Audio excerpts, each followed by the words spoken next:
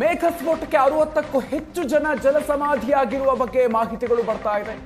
ಭೀಕರ ಜಲಸ್ಫೋಟದಲ್ಲಿ 60ಕ್ಕೂ ಹೆಚ್ಚು ಜನ ಪ್ರಾಣವನ್ನ ಕಳ್ಕೊಂಡಿರಬಹುದು ಅಂತ ಹೇಳಲಾಗ್ತಾ ಇದೆ. ಇನ್ನೂ ಕೂಡ ಹಲವು ಜನರು ನಾಪತ್ತೆಯಾಗಿದ್ದಾರೆ. ರಕ್ಷಣಾ ಕಾರ್ಯಾಚರಣೆಯನ್ನ ನಡೆಸಲಾಗ್ತಾ ಇದೆ.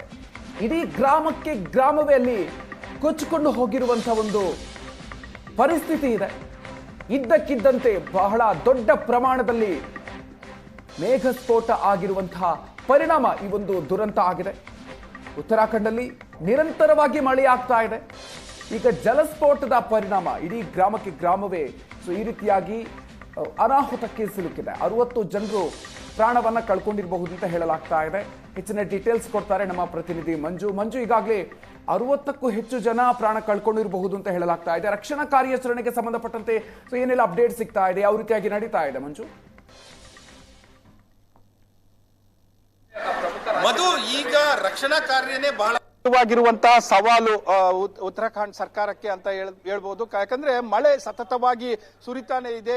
ಆ ಸುರಿತಾ ಇರುವಂತಹ ಏನು ಪ್ರದೇಶ ಇದೆ, ಈಗ ಈ ಘಟನೆ ನಡೆದಂತ ಪ್ರದೇಶದಲ್ಲಿ ಒಂದು ಕಡೆ ಏನು ಜಲಸ್ಫೋಟ ಅಂದ್ರೆ ಮೇಘಸ್ಫೋಟ ಆದ ಪರಿಣಾಮ ನೀರು ನುಗ್ಗಿರುವಂತದ್ದು, ಅದನ್ನ ತಡಿಲಿಕ್ಕೆ ಮತ್ತೆ ಅಲ್ಲಿನ ರೆಸ್ಕ್ಯೂ ಮಾಡ್ಲಿಕ್ಕೆ ಬಹಳ ಕಷ್ಟ ಆಗ್ತಾ ಇರುವಂತದ್ದು. ಈ ತನಕ ಲಭ್ಯ ಇರುವ ಮಾಹಿತಿಯ ಪ್ರಕಾರ ಸುಮಾರು 60 ಜನ ಕಾಣೆಯಾಗಿದ್ದಾರೆ ಅನ್ನುವಂತ ಮಾಹಿತಿಗಳಿದೆ. ಯಾಕಂದ್ರೆ ಜಲಸ್ಫೋಟದಲ್ಲಿ ಕೊಚ್ಚಿಕೊಂಡು ಹೋಗಿದ್ದಾರೆ ಅನ್ನುವಂಥದ್ದು ಕೂಡ ಕೆಲವು ಮೂಲಗಳಿಂದ ಮಾಹಿತಿ ಲಭ್ಯ ಆಗ್ತಾ ಇದೆ. ಆದ್ರೆ ಅದರ ನಿಖರತೆ ಮತ್ತೆ ಸ್ಪಷ್ಟತೆ ಬೇಕಾಗಿರುವ ಕಾರಣಕ್ಕೋಸ್ಕರ ಉತ್ತರಾಖಂಡ್ ಸರ್ಕಾರ ಅದನ್ನ ಹೇಳಬೇಕಾಗಿದೆ, ಏನಾಗಿದೆ ಸ್ಪಷ್ಟತೆ ಅನ್ನುವಂಥದ್ದು. ಆದ್ರೆ ಈಗ NDRF ತಂಡಗಳು ಅಲ್ಲಿ SDRF ಇರ್ಬೋದು, NDRF ತಂಡಗಳು ಇರ್ಬೋದು, ಎಲ್ಲವೂ ಕೂಡ ಸ್ಥಳದಲ್ಲಿ ರಕ್ಷಣಾ ಕಾರ್ಯದಲ್ಲಿ ತೊಡಗಿದಾವೆ. ಸಾಕಷ್ಟು ಜನ ಸಾವನ್ನು ಕೂಡ ಅಪ್ಪಿರುವಂತ ಸಾಧ್ಯತೆ ಇದೆ ಅನ್ನುವಂಥದ್ದನ್ನ ಹೇಳ್ತಾ ಇದ್ದಾರೆ. ಆರಂಭಿಕ ಮಾಹಿತಿಗಳ ಪ್ರಕಾರ ಈಗ ಕಣ್ಮರೆ ಆಗಿದ್ದಾರೆ ಅನ್ನುವಂಥದ್ದು. ಯಾಕಂದ್ರೆ ಕೆಲವೊಂದಷ್ಟು ಜನ ಇದರಲ್ಲಿ ಕೊಚ್ಚಿಕೊಂಡು ಹೋಗ್ತಾ ಇರುವಂತದ್ದನ್ನ ನೋಡಿರುವಂತವ್ರು ಅವರು ಬೇರೆ ಕಡೆ ದಡಕ್ಕೆ ಮುಟ್ಟಿರಬಹುದು ಅನ್ನುವಂಥದ್ದು ಕೂಡ ಹೇಳ್ತಾ ಇರುವಂತದ್ದು. ಸೊ ಇಂತಹ ಸ್ಥಿತಿಯಲ್ಲಿ ಅಂದ್ರೆ ಇನ್ನು ಸಾವು ನೋವಿನ ಬಗ್ಗೆ ಸ್ಪಷ್ಟವಾದಂತಹ ವರದಿ ಉತ್ತರಾಖಂಡ್ ಸರ್ಕಾರದಿಂದ ಬರಬೇಕಾಗಿದೆ.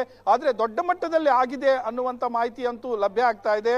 ಅದರ ಜೊತೆಗೆ NDRF SDRF ತಂಡಗಳು ಸ್ಥಳದಲ್ಲಿ ತೆರವು ಕಾರ್ಯಾಚರಣೆ ಮೊದಲ ಪ್ರಾರಂಭಿಕವಾಗಿ ಏನೇನೆಲ್ಲ ರಕ್ಷಣೆ ಮಾಡಬಹುದು ಅದನ್ನ ಮಾಡುವಂತ ಕೆಲಸ, ಮೊದಲನೇದಾಗಿ ಜನರನ್ನು ರಕ್ಷಣೆ ಮಾಡುವಂತದ್ದು ಕೆಲಸ ನಡೀತಾ ಇದೆ. ಅದಾದ ನಂತರ ಸ್ವಲ್ಪ ಮಳೆ ಏನಾದ್ರೂ ಕಡಿಮೆ ಆದ್ರೆ ಡೈವರ್ಟ್ ಮಾಡಬಹುದಾ ಆ ನೀರನ್ನ, ಅಂದ್ರೆ ಬೇರೆ ಕಡೆ ಸಣ್ಣ ಪುಟ್ಟ ಪ್ರಮಾಣದಲ್ಲಿ ಅದನ್ನ ತಿರುಗಿಸಿ ಅಲ್ಲಿನಂತ ಇರುವಂತವ್ರನ್ನ ಯಾರಾದ್ರೂ ಸಿಕ್ಕ ಹಾಕೊಂಡವ್ರನ್ನ ಅದನ್ನ ತೆರವು ಮಾಡ್ಲಿಕ್ಕೆ ಆಗುತ್ತಾ ಅನ್ನುವಂಥದ್ದನ್ನು ಕೂಡ ಅಲ್ಲಿ ಈಗ ಪ್ರಸ್ತುತ ನಡೀತಾ ಇರುವಂತದ್ದು. ಮಧ್ಯ ಅಂದ್ರೆ ಯಾವಾಗ ಎಷ್ಟು ಅಂದ್ರೆ ಯಾವ ಸಂದರ್ಭದಲ್ಲಿ ನಡೆದಿರುವಂತಹ ಘಟನೆ ಇದು? ಜೊತೆಗೆ ಯಾರಾದ್ರೂ ಉತ್ತರಾಖಂಡ್ ಅಂದ್ರೆ ಅದು ಪ್ರವಾಸಿಗರನ್ನೇ ನೆಚ್ಚಿಕೊಂಡಿರುವಂತಹ ರಾಜ್ಯ, ಪ್ರವಾಸಿಗರ ಸಂಖ್ಯೆ ಏನಾದ್ರೂ ಅಲ್ಲಿ ಪ್ರವಾಸಿಗರು ಕೂಡ ಇದ್ರ? ಮಳೆಗಾಲ ಆಗಿರೋದ್ರಿಂದಾಗಿ ಪ್ರವಾಸಿಗರ ಸಂಖ್ಯೆ ಕಡಿಮೆ ಇರುತ್ತೆ ಸಹಜವಾಗಿ. ಈ ಬಗ್ಗೆ ಏನಾದ್ರೂ ಮಾಹಿತಿಗಳಿದೆಯಾ ಮಂಜು?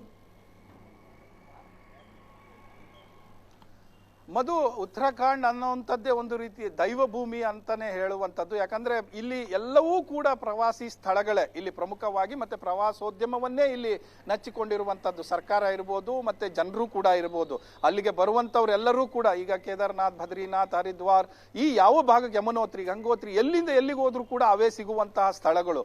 ಹಾಗಾಗಿ ಇಲ್ಲಿ ನಿಸರ್ಗದ ವಿಕೋಪಗಳು ಯಾವ್ಯಾವ ರೀತಿಯಲ್ಲಿ ಕಾಣಿಸ್ತವೆ ಅನ್ನುವಂಥದ್ದನ್ನ ಒಂದೊಂದಾಗಿ ಒಂದೊಂದು ವರ್ಷ ಗ್ಯಾಪ್ ಕೊಟ್ಟು ಒಂದೊಂದು ವರ್ಷ ಇಂಥದ್ದು ಕಾಣಿಸ್ಕೊಂತಾನೆ ಹೋಗ್ತಾ ಇರ್ತವೆ. ಜಲಸ್ಫೋಟ, ಮೇಘಸ್ಫೋಟ ಸಾಮಾನ್ಯ. ಅದರ ಜೊತೆಗೆ ಹಲವಾರು ಒಂದಲ್ಲ ಒಂದು ದಿನ, ಅಂದ್ರೆ ಒಂದು ದಿನ ಗ್ಯಾಪ್ ಕೊಟ್ಟು ಎರಡನೇ ದಿನ ಅಲ್ಲಿನ ಸುದ್ದಿ ಇರುತ್ತೆ, ಇಲ್ಲಿ ಮಣ್ಣು ಕುಸಿತ ಆಗಿದೆ ಅನ್ನುವಂಥದ್ದು. ಎಲ್ಲ ಕಡೆಯಲ್ಲೂ ಕೂಡ ಮಳೆಯ ಸಂದರ್ಭ ಆಗಿರೋ ಕಾರಣಕ್ಕೆ ಮಣ್ಣು ಕುಸಿತ ಇರ್ಬೋದು, ಈ ರೀತಿ ಜಲಸ್ಫೋಟಗಳಿರ್ಬೋದು ಕಾಣಿಸ್ಕೊಳ್ತಾನೆ ಇರ್ತವೆ ಈ ರಾಜ್ಯದಲ್ಲಿ. ಜೊತೆಗೆ ಯಾವಾಗಲೂ ಕೂಡ ಪ್ರವಾಸಿಗರು ತೊಂದರೆಗಳಿಗೆ ಸಿಲುಕಿ ಹಾಕೊಳ್ತಾ ಇರುವಂತದ್ದು.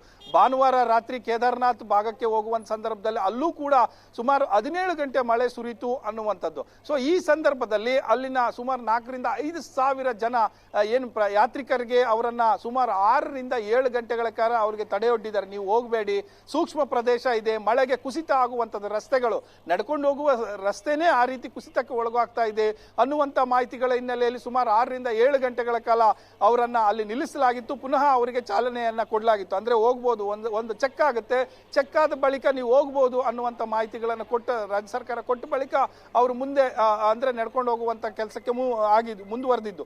ಸೊ ಇಂಥವು ಕೂಡ ಪದೇ ಪದೇ ಇಂಥ ಸುದ್ದಿಗಳು ಬರ್ತಾನೆ ಇರ್ತವೆ. ಅದರ ಜೊತೆಯಲ್ಲಿ ಇಂಥದ್ದು ದೊಡ್ಡ ಪ್ರಮಾಣದಲ್ಲಿ ನಮಗೆ ಕಾಣಿಸುವಂಥದ್ದು, ನೋಡುವಂಥದ್ದು ಈಗ ಕೇಳಿ ಬಂದಿರುವಂತಹ ಜಲಸ್ಫೋಟ. ಈಗ ಇಡೀ ಗ್ರಾಮದ ಚಿತ್ರಣವೇ ಬದಲಾಗಿರುವಂಥದ್ದು. ಅಲ್ಲಿಗೆ ರೀಚ್ ಆಗುವಂಥದ್ದೇ ಸಾಕಷ್ಟು ಕಷ್ಟ ಇರುತ್ತೆ. ಜೊತೆಗೆ ನಿಮ್ಗೆ ಅವರನ್ನ ಅಲ್ಲಿ ರಕ್ಷಣೆ ಮಾಡುವಂಥದ್ದು ಕೂಡ ಬಹಳ ಸವಾಲಿನ ಕೆಲಸ ಅಂತಾನೆ ನಾವು ಹೇಳ್ಬೋದು. ಮಂಜು, ಸುಮಾರು ಎಷ್ಟು ವ್ಯಾಪ್ತಿಯಲ್ಲಿ ಇದು ಪರಿಣಾಮವನ್ನ ಬೀರಿರುವಂತಹ ಸಾಧ್ಯತೆ ಇದೆ? ಅಂದ್ರೆ ಒಂದು ಇಡೀ ಗ್ರಾಮ ಅಂತಂದ್ರೆ ಎಷ್ಟು ವ್ಯಾಪ್ತಿ ಇರಬಹುದು? ಈ ಬಗ್ಗೆ ಏನಾದ್ರೂ ಗೊತ್ತಾಗ್ತಾ ಇದೆಯಾ ಮಂಜು?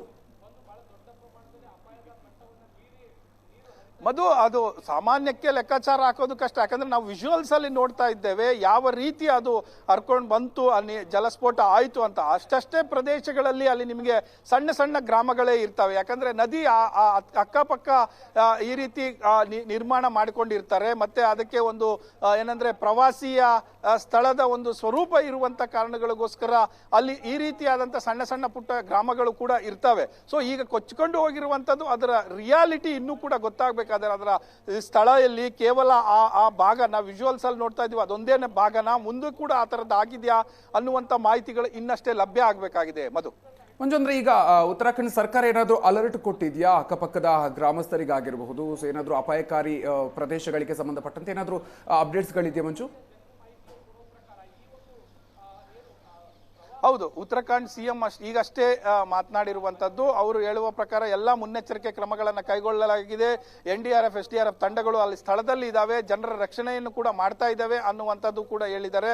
ಅದರ ಜೊತೆಗೆ ಎಲ್ಲರೂ ಕೂಡ ಮುನ್ನೆಚ್ಚರಿಕೆಯಿಂದ ಇರ್ರಿ, ಏನು ಬೇಕಾದ್ರೂ ಈ ಭಾಗಗಳಲ್ಲಿ ಆಗಬಹುದು, ಯಾಕಂದ್ರೆ ಮಳೆಯ ಪರಿಣಾಮ ಆಗಿದೆ ಅನ್ನುವಂತಹ ಎಚ್ಚರಿಕೆ ಸಂದೇಶವನ್ನ ಕೊಟ್ಟಿದ್ದಾರೆ. ಇನ್ನು ಈ ಭಾಗದಲ್ಲಿ ಬರುವಂತಹ ಕೆಲವೊಂದು ಅಂದ್ರೆ ಉತ್ತರಾಖಂಡ್ನ ಬಹುತೇಕ ಮಳೆ ಜಾಸ್ತಿ ಇರುವಂತಹ ಜಿಲ್ಲೆಗಳಲ್ಲಿ ಹರಿದ್ವಾರ್ ಇರ್ಬೋದು, ಡೆಹ್ರಾಡೂನ್ ಇರ್ಬೋದು, ಈ ಭಾಗದಲ್ಲಿ ರಜೆಯನ್ನು ಕೂಡ ಘೋಷಣೆ ಮಾಡಿರುವಂತದ್ದು, ಅಲರ್ಟ್ ಅನ್ನು ಕೂಡ ಕೊಟ್ಟಿರುವಂತದ್ದು. ಇನ್ನೂ ಕೂಡ ಮಳೆ ಜಾಸ್ತಿ ಆಗುತ್ತೆ ಅನ್ನುವಂತ ಅಲರ್ಟ್ ಅನ್ನು ಕೂಡ ಕೊಟ್ಟಿರುವಂತದ್ದು. Okay, thank you Manju ಡೀಟೇಲ್ಸ್ಗೆ.